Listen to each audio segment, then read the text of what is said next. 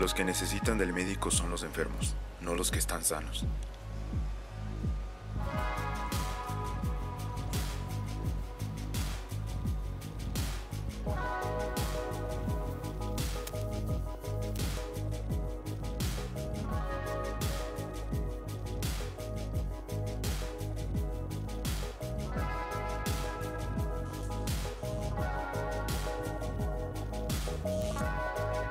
Jesús vino a invitar a los pecadores para que regresen a Dios, no a los que se creen buenos.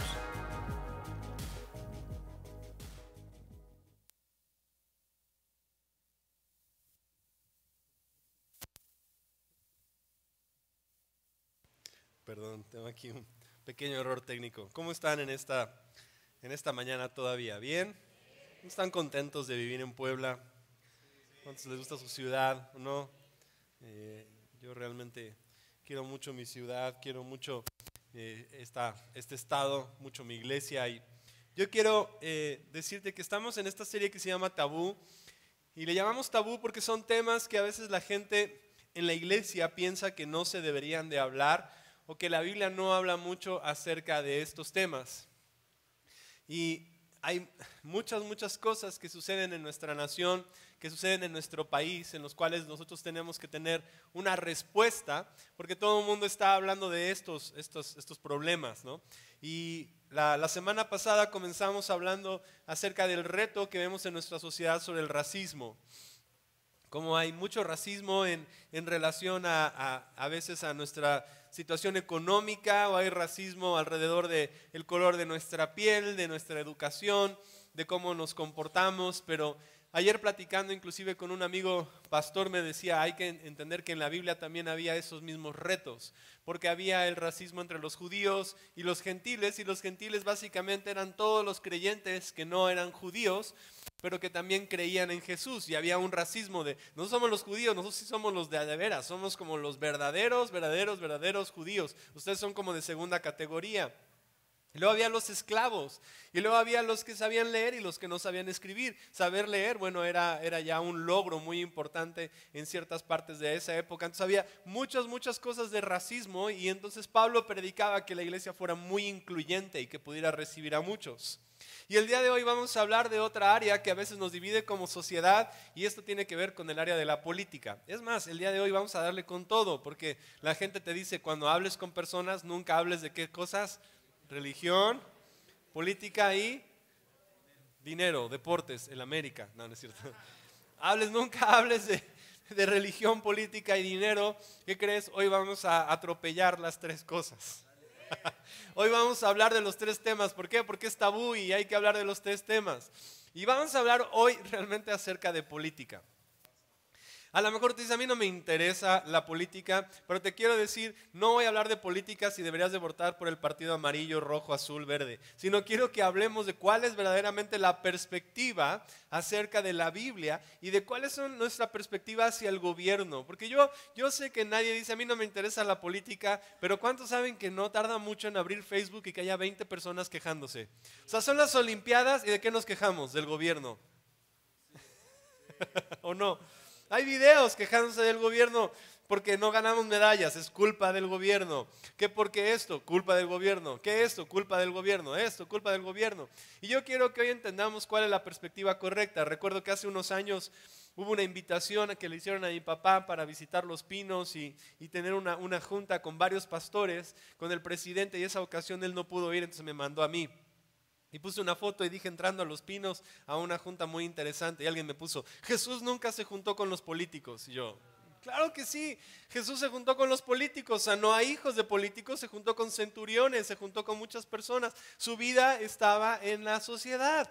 Jesús no andaba simplemente apartado, orando en una cueva allá metido. Jesús andaba con la gente, y la gente de la sociedad, había algunos políticos y algunos cobradores de impuestos, habría de todo tipo de personas. Andaba con los samaritanos, andaba con diferentes personas. Nuestro entorno es completo. Pero yo quiero que tengamos una correcta relación con el gobierno y con nuestra condición política. Porque a veces nuestros ojos se pueden ir demasiado enfocados a que el gobierno es el que tiene la respuesta, es el que puede hacer las cosas. Y yo quiero decirte hoy, no es el gobierno el que tiene la respuesta, es la iglesia el que tiene la respuesta. Amén. Mira, vamos a Proverbios 14. Vamos a leer Proverbios 14. Rechina un poco esta silla, pero... Ok, Proverbios 14, 34. Dice, el orgullo de un pueblo es que se haga justicia, y la desgracia de los pueblos es que se cometa pecado. Y lo que está diciendo es que una nación que es justa y que hace las cosas bien y que le da valor a las personas, siempre eso representa una nación que tiene orgullo nacional. Mira, nuestro orgullo como nación no debe estar si la selección gana, si ganamos más medallas. Nuestro orgullo como nación en nuestra ciudad debe de estar de que nosotros somos justos unos con otros, que nos mostramos el amor unos con otros, que tenemos comunidad.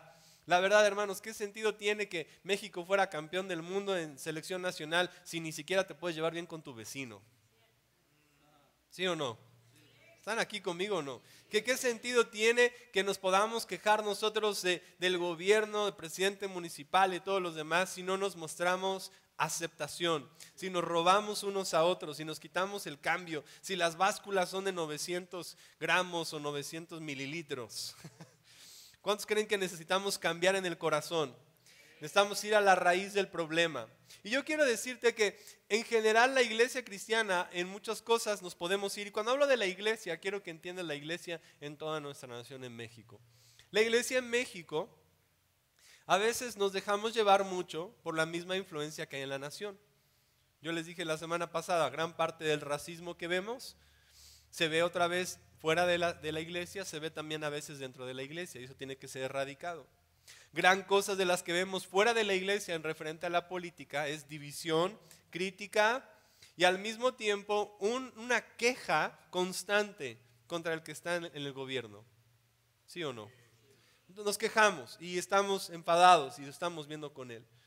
Pero la realidad es que la iglesia necesita entender, y si podemos entender esto va a cambiar nuestra perspectiva. Si podemos entender cuál es verdaderamente el problema, entonces no miraremos al enemigo como el gobierno, sino entenderemos cuál es el verdadero enemigo de nuestro país. Y cuando entendamos quién es el verdadero enemigo de nuestro país, vamos a poder cambiar nuestra actitud más a orar por nuestras autoridades y bendecir a nuestros gobernantes, a simplemente vernos como víctimas de todo lo que pasa. Y de alguna manera todos somos víctimas de este problema en nuestra nación. Pero antes de hablar del problema, yo te quiero decir, ¿qué es lo que sucede? Que nosotros tenemos un enemigo. Y no hablamos mucho acerca de nuestro enemigo porque no me gusta exaltarlo, pero tenemos un enemigo que algunos le llaman Lucifer, algunos le dicen el chanclas, el diablo, le dicen muchos nombres. Pero la realidad es que uno de sus nombres, que a mí me gusta para entender cuál es su función, es que es el adversario, es el enemigo, es el engañador.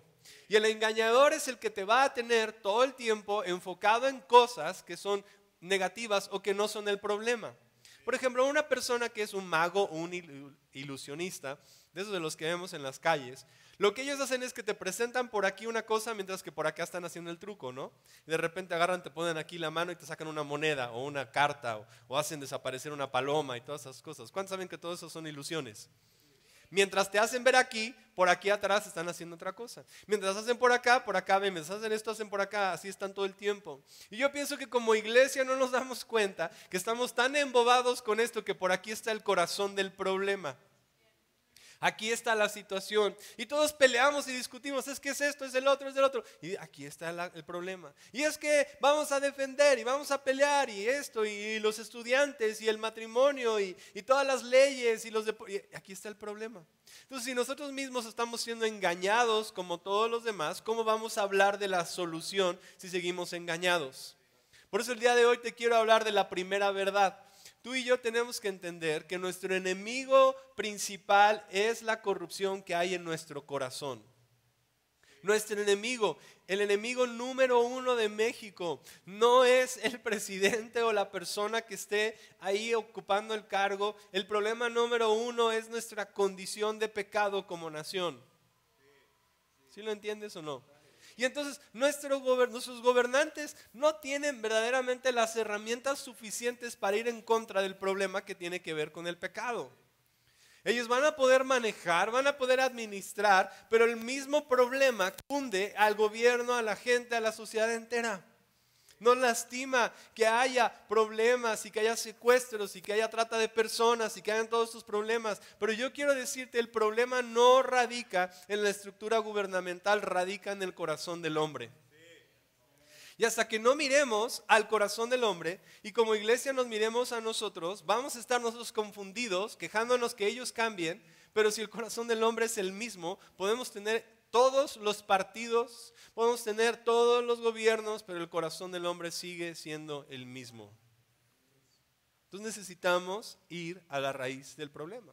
Ahora, ¿qué es lo que Dios dice? Primero hay que entender que aquellos que tienen la influencia se va a mostrar en la iglesia. Vamos a Isaías capítulo 2, versículo 2.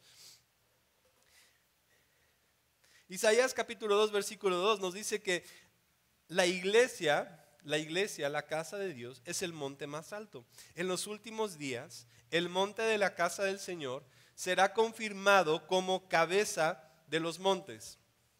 Será exaltado por encima de las alturas y hacia él correrán todas las naciones. Ahora, ¿cuáles son los diferentes montes? Los diferentes montes. Uno de estos montes es la educación. Otro monte es la política, otro monte es el gobierno, otro monte son los medios de comunicación, varios montes que representan diferentes lugares de poder y autoridad. Pero el monte más alto, ¿cuál es? La casa del Señor, la iglesia. Dile a tu vecino, tienes cara de monte esta mañana. Vienes con cara de monte, no sé por qué, pero te veo cara hoy de la Malinche o algo así. Algunos vienen como el Popocatépetl, no importa. El monte más alto. ¿Cuántos saben cuál es la montaña más alta en México? El Pico de Orizaba es el monte más alto. Y hay otros montes altos, el Populista, todas las demás montañas, pero aquí desde la posición de Puebla, en un día muy bonito, podemos ver a lo lejos el Pico de Orizaba, ¿o no? Es una bendición y uno lo ve y dice qué bonito. Se ve muy bien y uno puede observar y decir, ese es el monte más alto. Y puede haber otros montes importantes. Pero te hago una pregunta. Si yo miro desde el monte más alto y si miro hacia arriba, ¿qué voy a ver? Solamente veo hacia el cielo, veo hacia Dios. Por eso la iglesia nos dice que es el monte más alto. En otras palabras, los que tienen más influencia de cambio son los que se reúnen los domingos en la mañana. Puede estar mirando al gobierno, a estas demás cosas, pero aquí atrás están los que realmente tienen la autoridad espiritual, los que son del monte más alto. Puedes estar enfocado en tu jefe, en tu maestro, en tu papá, preocupado porque ellos te limitan, o puedes voltear y mirar quién es el monte del Señor, quién tiene la autoridad. Y dice, en los tiempos finales el monte será, otra versión dice, la casa del Señor será la atracción más grande y más importante del mundo. Y tú y yo tenemos que entender que el plan de Dios va a hacer un cambio de su iglesia para que su iglesia sea tan extraordinaria que todo el mundo corra para ser cambiado. Entonces, ¿sí Dios puede usar personas en la política? Claro que sí puede usar. ¿Deberían de aspirar los jóvenes a ir y cambiar los entornos políticos? Sí, deben de aspirar. Pero tenemos que entender que esas cosas van a llevar a una administración más ética y más productiva de los recursos y del tiempo. Pero la realidad es que el corazón del hombre va a ser cambiado por el poder de Dios. Entonces, cuando veamos un problema en nuestra nación, te quiero decir, no solamente es culpa del gobierno, es culpa del corazón del hombre. Ahora, ese corazón puede estar en una persona en el gobierno o fuera del gobierno, como sea, es un problema de la nación. Y apuntar el dedo a ver, tú eres el más malo. Eso no resuelve el problema. Tenemos que entender que la iglesia necesita mirar y tomar ya la autoridad y la posición que Dios nos ha dado. Por eso, como monte más alto, como iglesia, y cuando hablo de iglesia no hablo de yo como pastor, hablo de todos unidos, somos el agente del cambio más importante en la ciudad.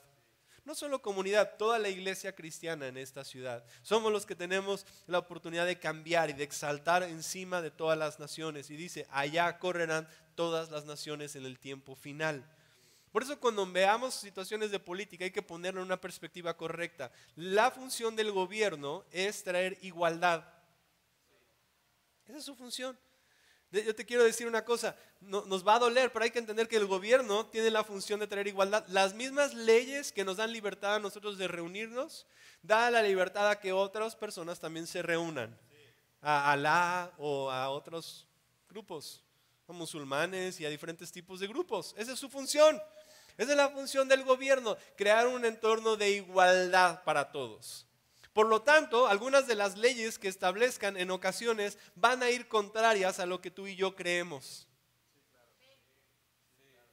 Y por eso tenemos que mirar con ojos verdaderamente de gracia a nuestro gobierno. Yo esta mañana me levantaba y decía, Dios, dale verdaderamente gracia a nuestro gobierno. Porque ellos tienen que lidiar con todo el problema y el pecado del mundo sin tener la respuesta. ¿Sí? Quiero que escuches eso porque eso necesita, no tienen verdaderamente la respuesta para ir al corazón del hombre.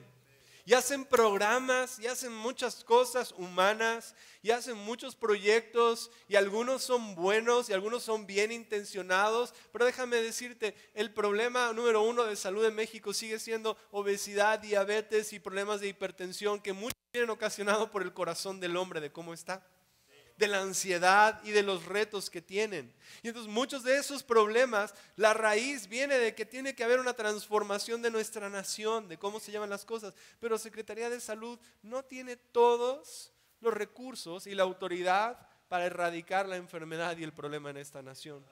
Van a crear recursos y tienen que hacerlo mejor y podemos ver que eso se haga de mejor forma, pero hay que entender que Dios llamó a la iglesia a estar como punta de flecha, a ser pioneros y traer libertad a esta nación. Por eso es tan importante. Alguien me decía que nos pusiéramos a pensar cómo la iglesia ha impactado México. ¿Sabes? La iglesia cristiana nos hemos vuelto verdaderamente locos en cambiar esta nación porque hacemos proyectos de salud. Hacemos proyectos educativos, tenemos una escuela cristiana que establece los principios, entonces atacamos el área educativa. Hay hospitales también cristianos que nacen de hombres y mujeres que quieren que se pueda dar ayuda, asistencia médica. Tenemos nosotros programas que se hacen en el Cerezo para cambiar a la persona en su corazón. Y como iglesia hay universidades cristianas. En todas las áreas la iglesia necesita ser punta de flecha y hablar la verdad en todas las áreas de la sociedad. Entonces, sí podemos mirar a las cosas que pasan en nuestro gobierno, pero yo quiero decirte, primero hay que vernos a nosotros como iglesia, como la solución al problema. Si tú y yo no nos vemos como la solución al problema, vamos a estar enfocados en todas las demás cosas que nos causan y tenemos que mirar y decir, nosotros somos los primeros que tenemos que predicar a Cristo. Número 2, la iglesia es, dice la palabra de Dios, mira, vamos a 1 de Timoteo, capítulo 3:15. ¿Qué otra cosa es la iglesia? 1 de Timoteo 3:15, para que si me tardo, Pablo hablándole a Timoteo. Timoteo es un joven, es pastor, está empezando y Pablo le da un principio muy importante a cómo es la iglesia. Le dice, quiero que sepas cómo conducirte en la casa de Dios. Le está explicando Timoteo, pon atención. Cuando estés en la casa de Dios, no quiero que olvides qué es la casa de Dios. No quiero que olvides por qué se reúne la iglesia.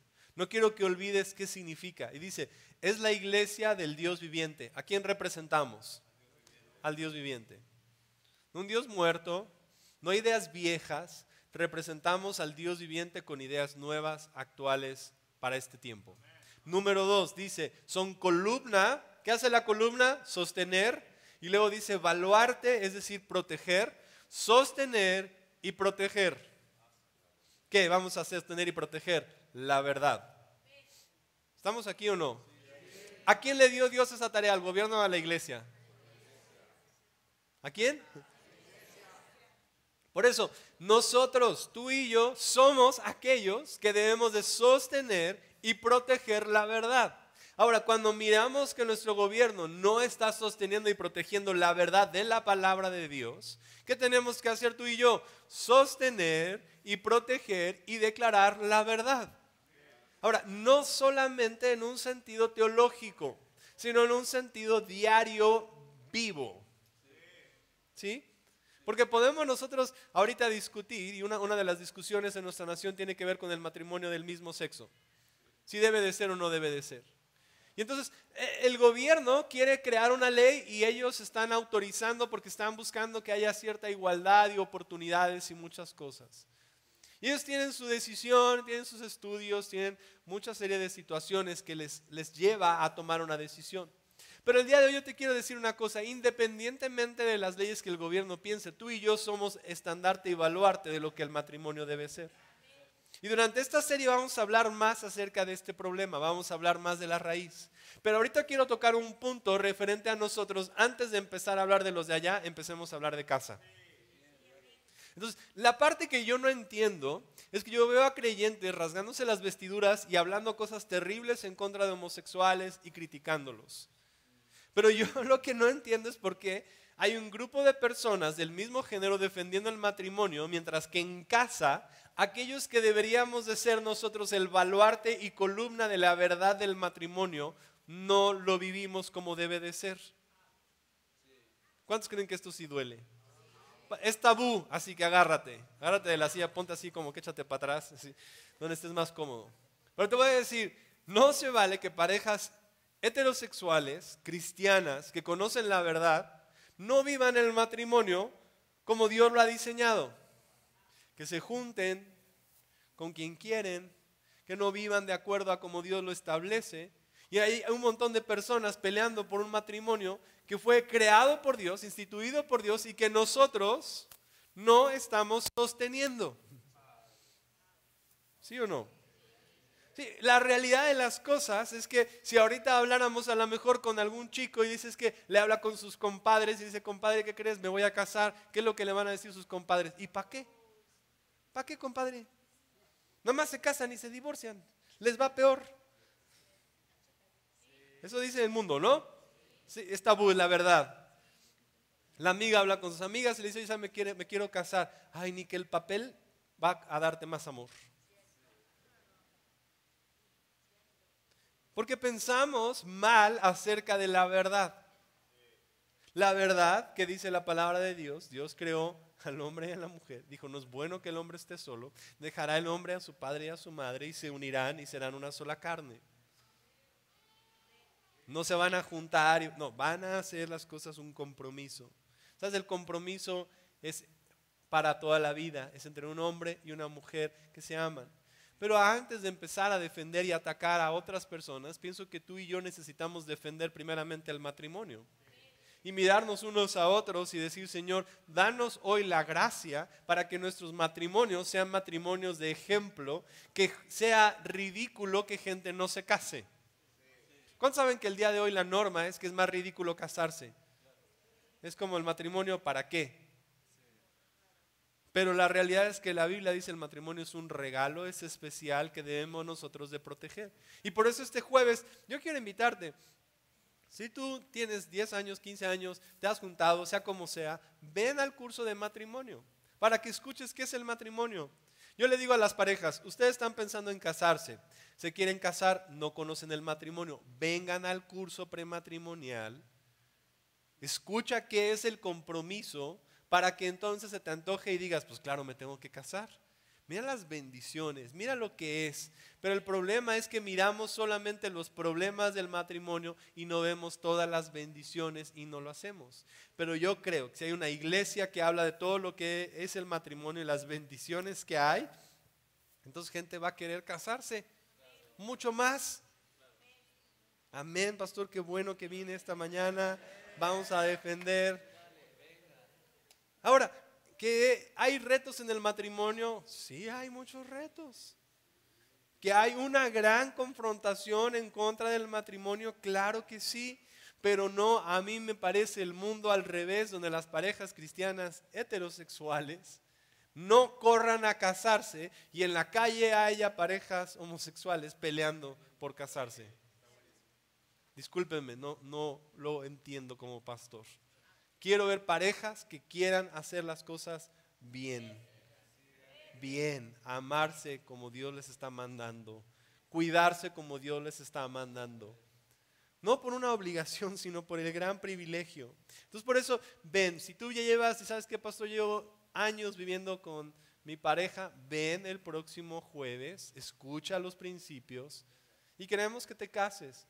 No tienes que hacer una mega fiesta, nos podemos ir a un jardín al Parque Juárez y celebramos a Cristo.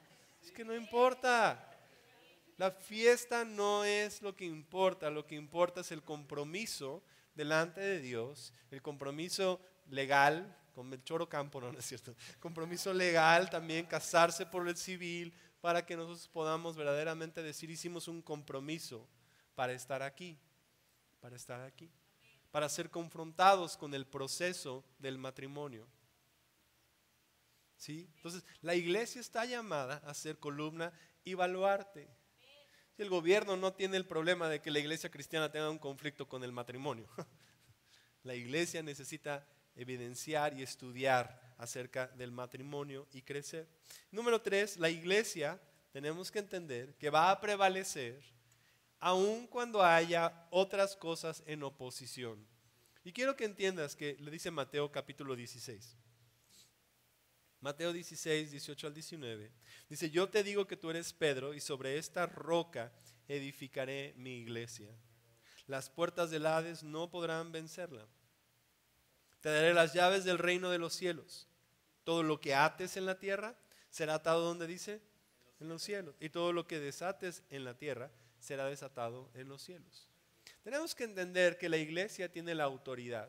Es el monte más alto, es columna y baluarte de la verdad. Pero número 3, nosotros estamos aquí y nada puede detener la obra de la iglesia. Por eso te digo, no mires con odio, rencor a los gobernantes. Miremoslo con gracia, oremos por ellos. Hay que levantarlos, hay que sostenerlos. Sí hay mucha corrupción en su corazón, pero yo te quiero decir, la iglesia es la que tiene que ser punta de flecha para romper en la oscuridad y traer la libertad. Lo que está diciendo este pasaje es que la iglesia dice que ni las puertas del infierno pueden prevalecer contra ella. No es el gobierno el que prevalece contra el infierno. No es el gobierno el que prevalece, no es el que tiene la posición, es la iglesia la que es la punta de flecha, la que está diseñada para venir y romper y cambiar y quitar el dolor del narcotráfico y las broncas y las cosas que lastiman nuestra nación y que destruyen, están en el corazón del hombre. Y nuestra posición es ser luz y ser baluarte de la verdad y estar ahí colocados y decir, vamos nosotros a atar cosas en esta nación y vamos a desatar cosas en esta nación. ¿Qué pasaría si cambiáramos nada más de la iglesia todas las quejas del gobierno por oraciones y bendiciones por nuestra nación? ¿Qué pasaría si nada más cambiamos eso? No que ores más, nada más que el tiempo que dedicábamos a quejarnos, lo dedicáramos ahora a bendecir. ¿Están conmigo o no? ¿Qué pasaría si nosotros estuviéramos bendiciendo? Yo quiero que entiendas, yo no estoy a favor de ningún partido en contra de ninguno. Yo pongo mis ojos en el Señor. Yo pongo mis ojos en la esperanza de que la iglesia va a cambiar esta nación. Así que sea el presidente que sea, ni las puertas del infierno pueden detenerlo. Si se diera el caso de que un presidente pusiera una ley donde ya no nos permite a nosotros reunirnos, yo te tengo una noticia, aún seguiríamos. Lo he visto en países comunistas, lo quieren detener. Aún en China la iglesia crece, aun cuando es ilegal reunirse. Aunque es ilegal a veces llevar Biblias, y lo hemos visto en Cuba, un país comunista en contra del evangelio. Aún países que están cerrados, aún la palabra de Dios continúa siendo predicada. Nada puede detener a la iglesia. Nada puede detener a la iglesia. Dar un aplauso al Señor.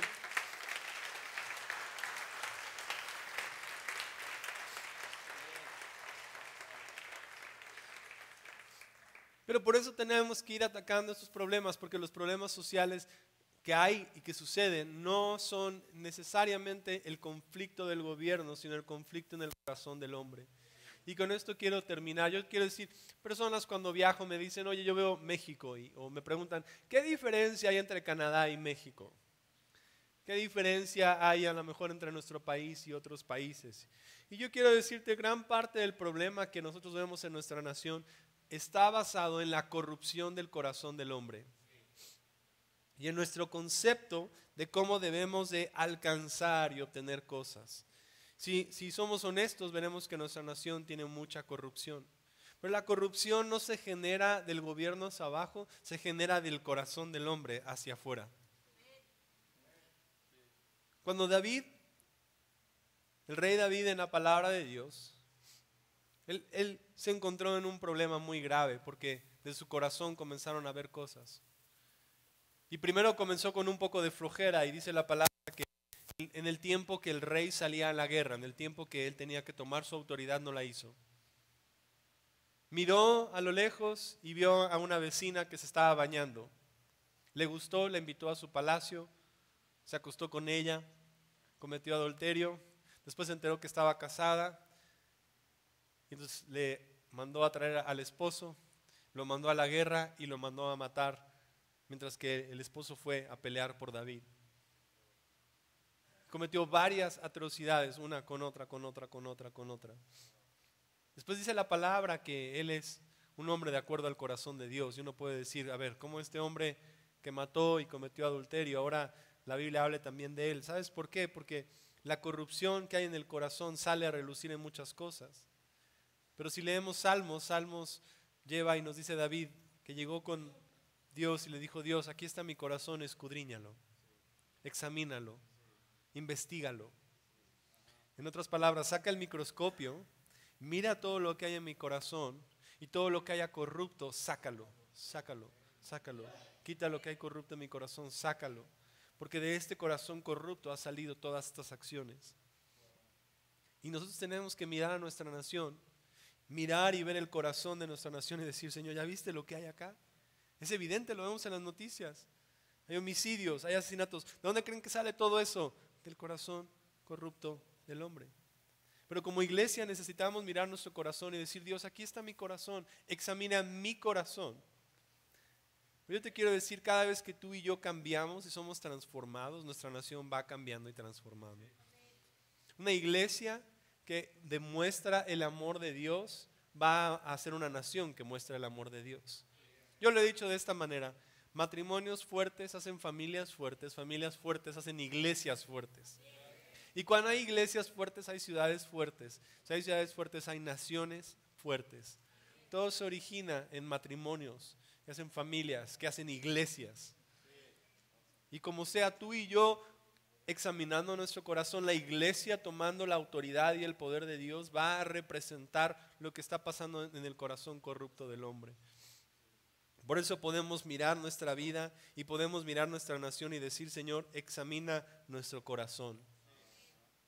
Examina nuestro corazón. Quiero que cierres tus ojos y voy a pedir que pase el grupo de alabanza.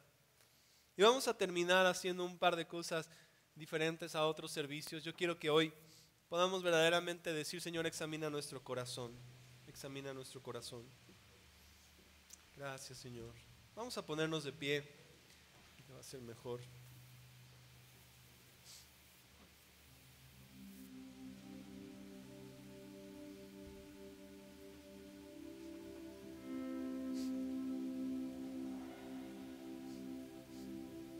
Yo quiero que si están ahí matrimonios, toma la mano de tu esposa, de tu esposo.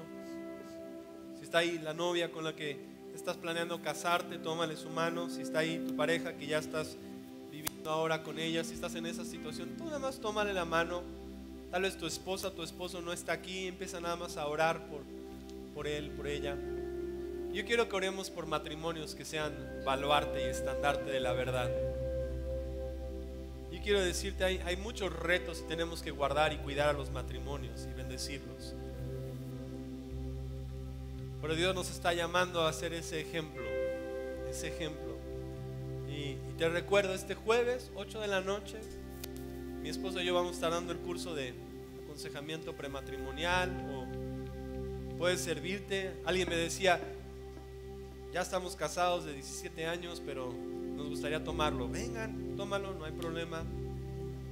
Quiero que cierremos nuestros ojos y que podamos ahí orar. Padre, gracias por los matrimonios que están aquí en esta iglesia.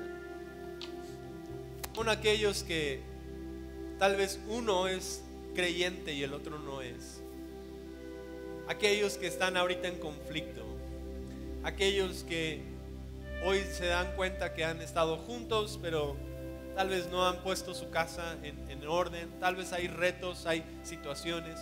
Oramos por aquellos matrimonios que el día de hoy están mirando escasez financiera y que ha traído mucha presión en casa. Ha habido muchos problemas.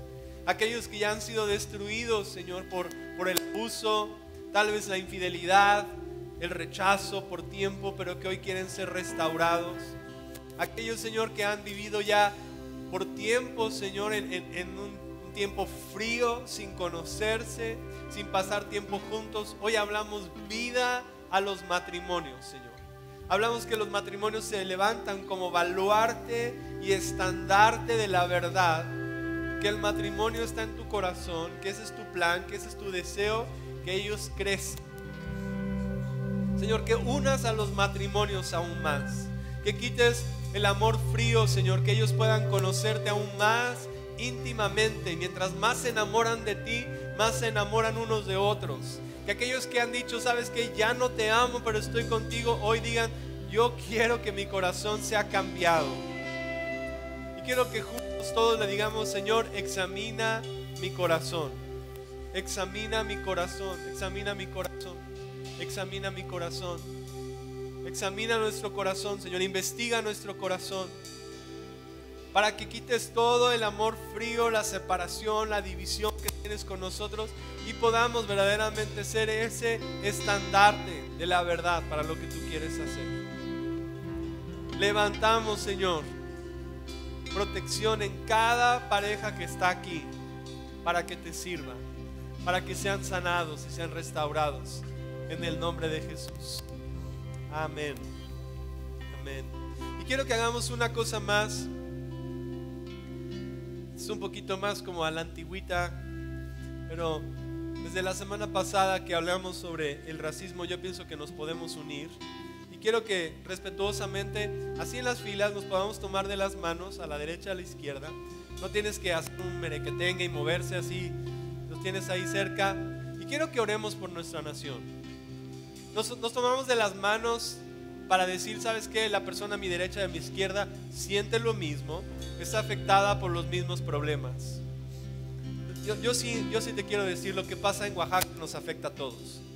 Lo que pasa en Monterrey, lo que pasa en cualquier ciudad, en el DF, nos afecta a todos.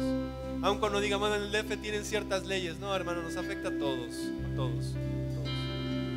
Pero unidos, como el monte más alto, como columna y baluarte de la verdad, como la iglesia que no puede ser detenida, hoy nos unimos para orar y bendecir nuestra nación. Bendecimos esta ciudad de Puebla. Declaramos que es una ciudad extraordinaria, próspera, abundante, con trabajo, que erradica la inseguridad. Señor, que erradicas de este lugar, Señor, toda la corrupción en el corazón del hombre y el pecado.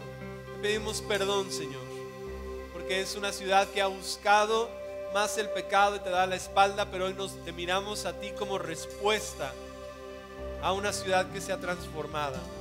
Oramos que esta ciudad sea transformada desde el corazón hacia afuera, para una ciudad que nos amamos unos a otros como vecinos, como ciudadanos, que nos bendecimos y nos apoyamos unos a otros. Declaramos que hay abundante trabajo, oportunidades y, Señor, que nos ayudamos. Oramos que hay sanidad, que no se establecen, Señor, enfermedades que vienen a arrancar, sino que hay protección en esta ciudad para sanidad sobreabundante, Señor. Y que hay oportunidades extraordinarias, que es una ciudad que brilla porque la iglesia brilla. La iglesia hace brillar esta ciudad y declara la bendición sobre este lugar, Señor. Gracias por la oportunidad. Bendecimos al presidente municipal, a nuestro gobernador, a nuestro presidente de la nación. Los declaramos, Señor, que les das sabiduría, guíales, ordénales. Quita a de ellos el consejo negativo y trae a ellos el consejo divino.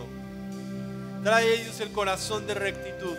Forma en ellos un corazón por buscar de ti, por conocer de ti, Señor. Y creemos que México es apartado y es para Cristo. En el nombre de Jesús. Amén. Si tú lo crees, dale un aplauso fuerte al Señor. Gracias, Señor. Gracias, Señor. Ahora cambiemos estas palabras de queja por palabras de agradecimiento. Dile: gracias, Cristo. Gracias, Cristo, por darme esta nación. Gracias, Cristo, por ser libertador. Gracias por lo que tú haces. Gracias por lo que tú estableces. Gracias por tu obra. Gracias. Gracias por ponernos en Puebla, por ponernos en San Baltasar. Gracias por darnos tu palabra. Gracias por darnos todo lo que tú nos bendices, Señor. Gracias, Señor.